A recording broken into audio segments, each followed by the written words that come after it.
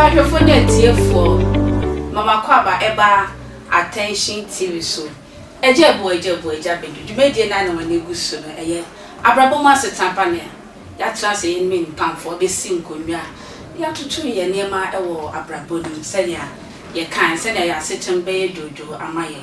edina ne osof maami akua entry of o shabo bia na ofremi osof maami akua ntuwa meje oso nene ye ba be kasa afa senya emma yesu ene ye bobre etie me de na minim se ushia me a me wanufo sesi a me siwe me sori gira me nan so a me sin Christiana woni ene ma me gya so hwe emodu me ye sure say ene na be mama ye qualify to be a woman enti ene ye sin konwa me ma pamfo e be transe ne ye bobo hu ne ye hu who is a woman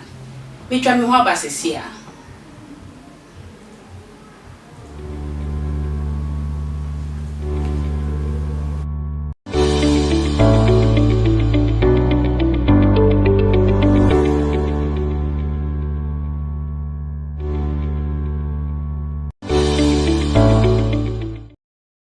Meda sisa oje bre twem ya samba biem meda mapamfo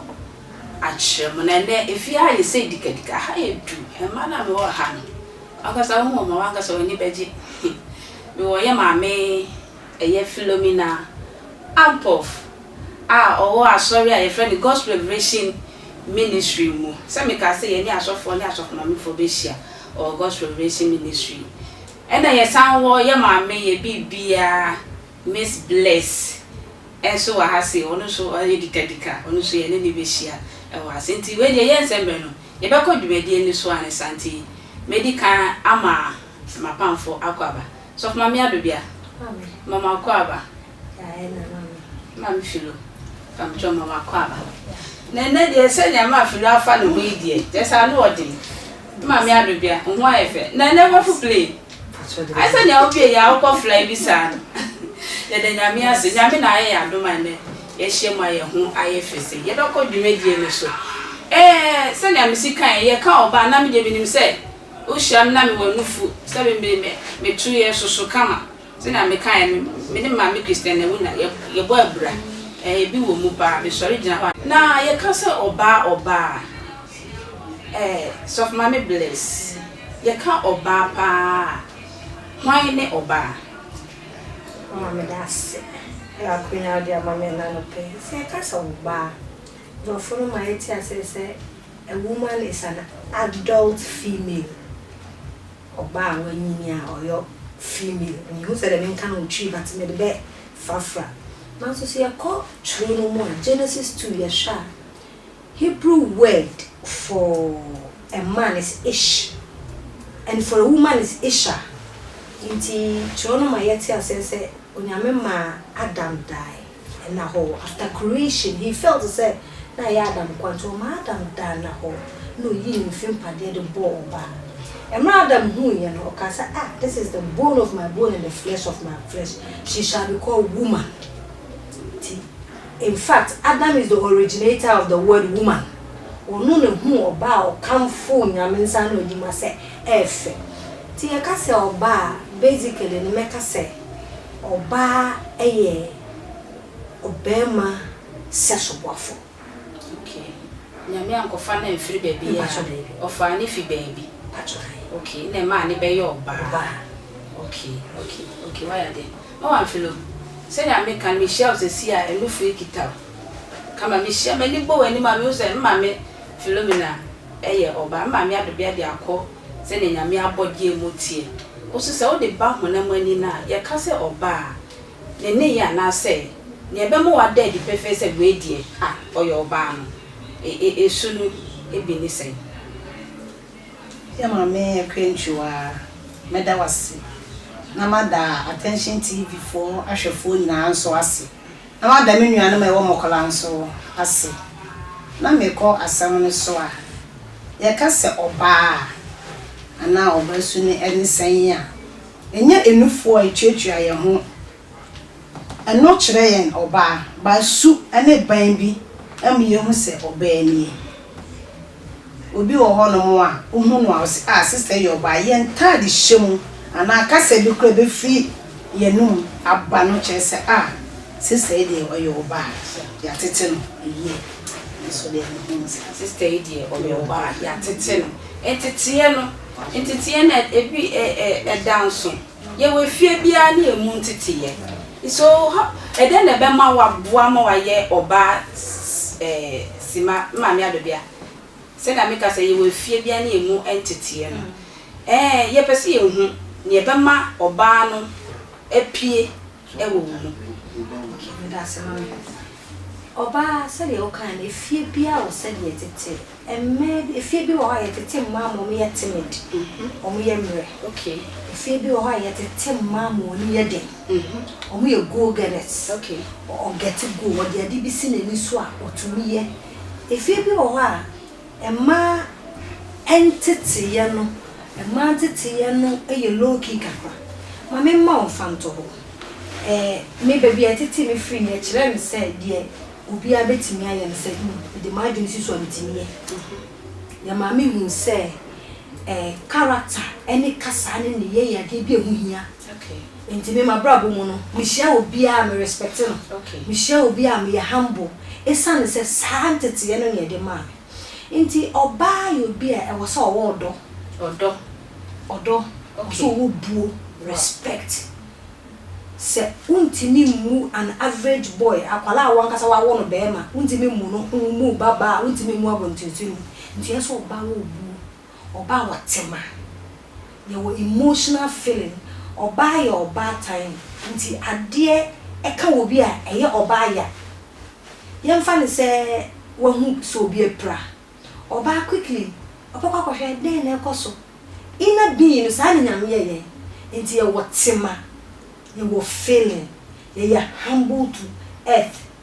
so me feels as obusami in that way fear be monko but we must know we must have value for ourselves also by enough value na yantete ya pa you pie kwa abonten ya bema ya bra bona ya bona koneni okay yes my philomena say na ya make say ye emma wo say nya odo ni obuo ne ntete pe bacho obebia na sa esu ni bi ewo ni mu ana and that's so for me enya no kre da okay obetimi ehu obabi ohu no se na ho fe esitie na ohu se nipa no ebia wona ma betimi so akwa kwehie obi o se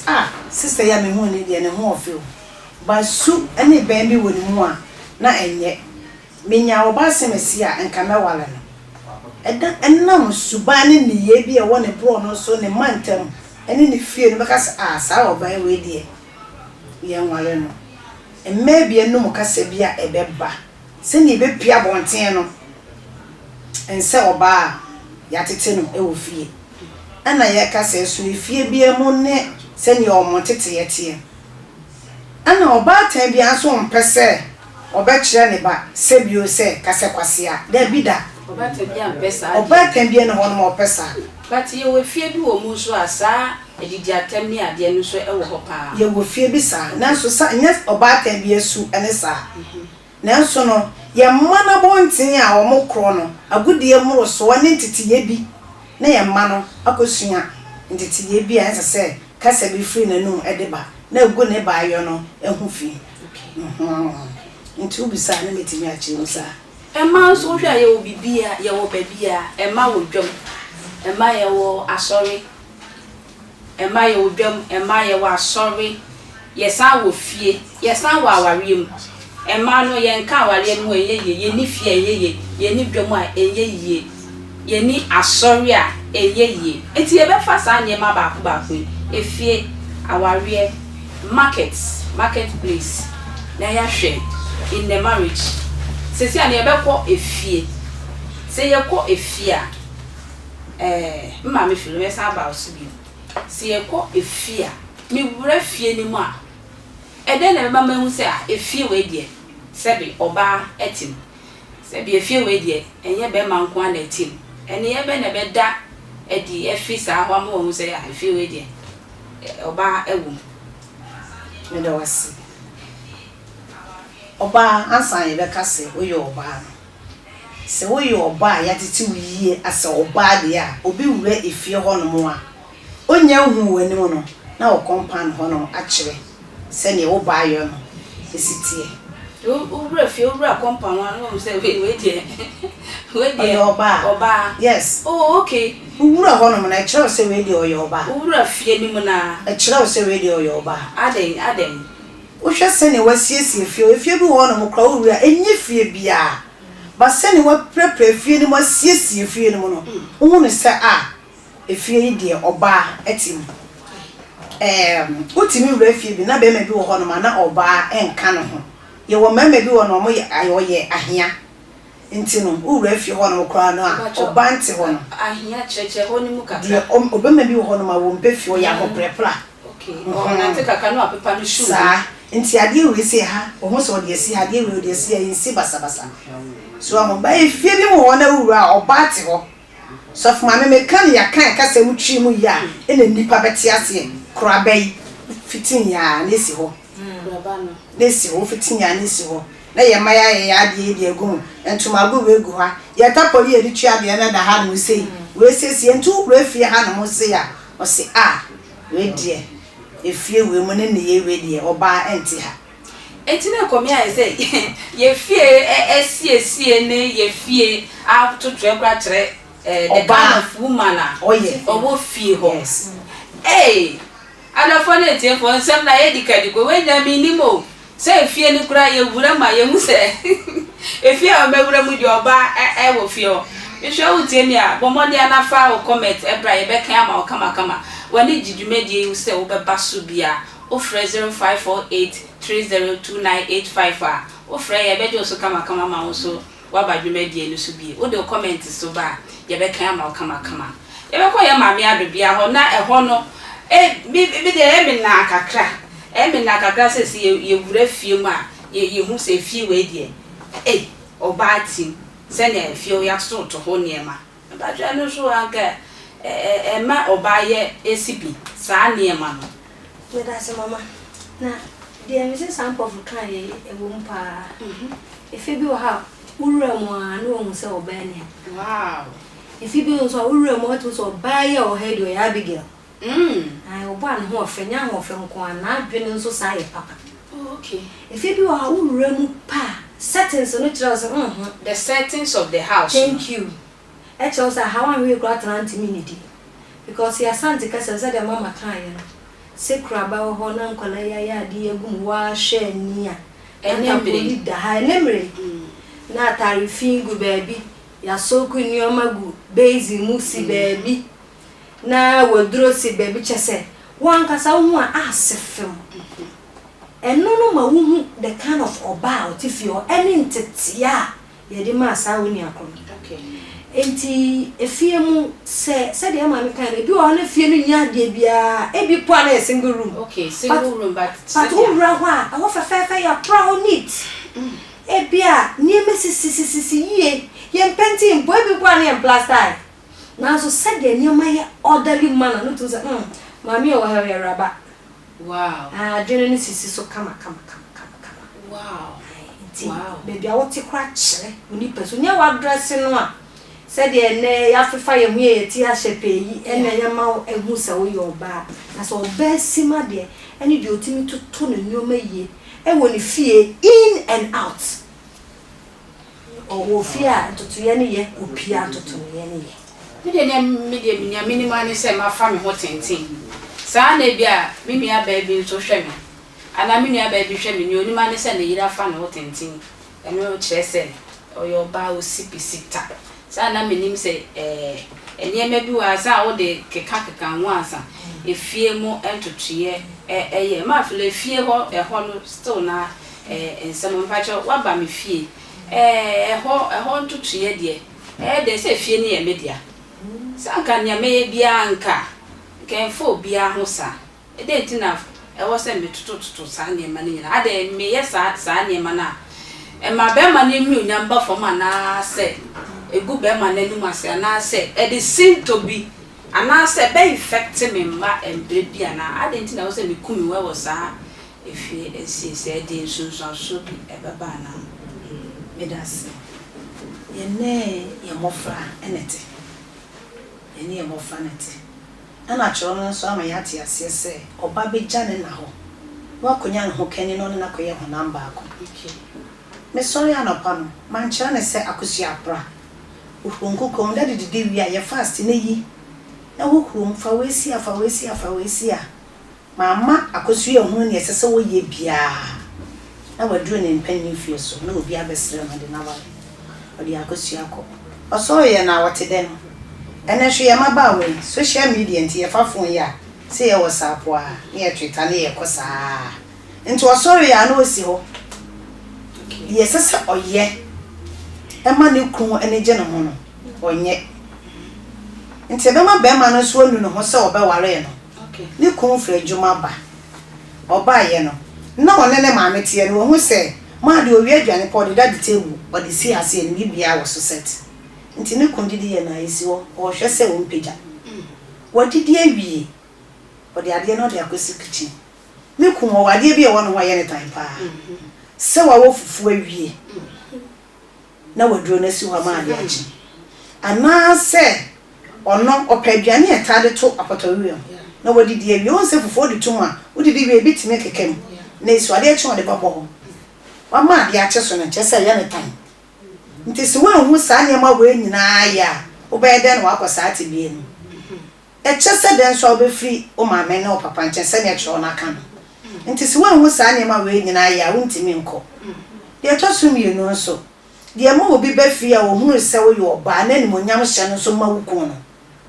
O fiti no hu sa ne ma ya ye di kan bobo so ya me ne mama do bia bobo so yi. Apra e ho no mo asisi ne se ne ho ne kona.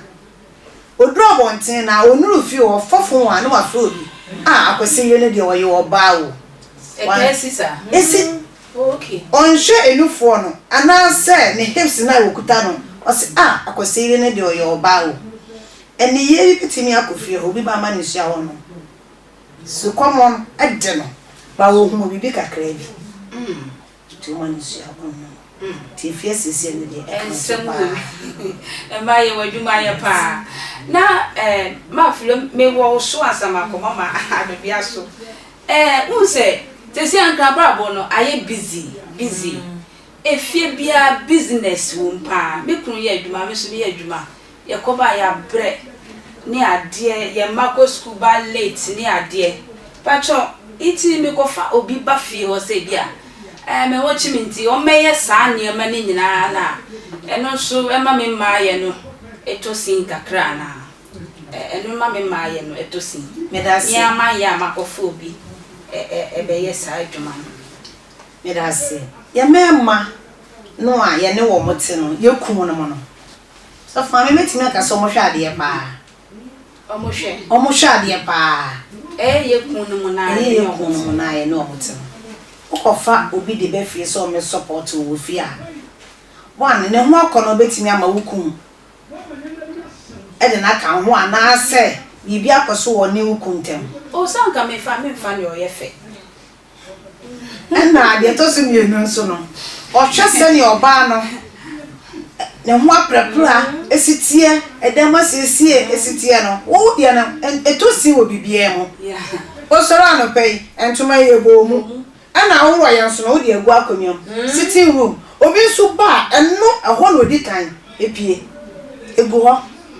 empabo ye ro ya ye je egu ha nti bra na ho no mo ana o hwe na wo hwe o se obo awe di o ntimi nya me boafo oba we ntimi nya me boafo nti afi woni baba ho so no na wo ko na me di no be taking no be bless hey as I say me na ti say made na dwuma be so okunu nani pacho bremu kakra bremu ba kwesi ehun se mama emema akono no started from woman dio mu and emema appreciate oba obebia obon ho mode okay adentina sabio obema wako school wa wi school edu so okoware na okoni krom na wa friend mama pe obebia obo adwuma oba bi onim fie siesi obo no homode na menware no me pacho aso okozuku no wa huma ewo ho e ma o mabo degree a ya sentare kama adenti a opo oba ba besom oba ye submissive ahobrase oba bra no ho ase na oba ye de ono pe be me bie ni ope oba re shane so me di nzu mi ka say say de mama kan no me di oba apapra obra no ho ase ya samasa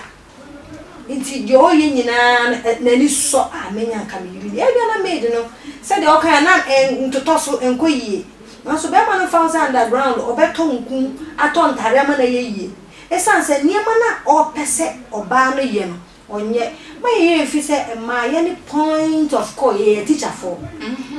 oba beka se etesen hello good morning I am oba na kire akwala nti ye ma na ye wo mfie no omunsu sua me ma me do lazy se de ma me kan odidi wi a no de ne bo asibo na wada ne nsanwo aduane kora onko wo o peke me wo me baketwa maame 1 year 6 months udidi wi anu afa bo no de ko kitchen adentia we have taught her say udidi wi a wo say kitchen yo ba bia ye di bo kosi nti onzo so na nso osua nti yankunu no they appreciate effective women now omo hard working career woman ene ye mo bebre career woman mami ti oye nyina wa he so ra be ko eduma nkola be fe so mo be ko school be but ni nyina ye equip your generation no dia abaso no enti we da ha wo so de to we da I was say your boy en hu modern say ye mmayi ye be put nyama into place emfa ho no baby a wo be ko emfa ho ene dia wo ye wukunu ona ye gusuanity enti ye dan ya I was say ye timi make it time for your family kakra, for cleanliness kakra, for your juma kakra, sano, and my effective yes idea made no, baby on be take you over. And now more patch let me say, made no shed ya na say I want to was say a coffer, and won't shed ya, sir. My funny say, made the funnel a gina, a nipa, ukunu so. And I wouldn't ukunu and sheshaye because okunu bi wo ha o sorry a ebia obeso ha ma na nso aso ha e mane mane ye ntem but okonye kunu bi a ono yan fa santete no woni fie a onim se ye beso ha because ebia na ne papa nso ha mo ne maame dia eni in that contest no e was saying made ni de to me no it depend on the situation enya de bi a ye chenchena ena nya de bi nso so ye se untumi a because enne dishwasher ho washing machine ho microwave ho enti se first na yetena si twi mokwa 5-10 minutes ni etwi enti se wo yo ba wo efficient e wo sa nyema we nyina bi wo fi a me hu de enti e so ofa made wow na so se sa nyema we nyina bi ni ho na wo ye so tight se wo kwa wo mantem dia ene no na obetima afa na no kra me advice se wo fa emfa de oba betena fi fa de oba be yaduma no wako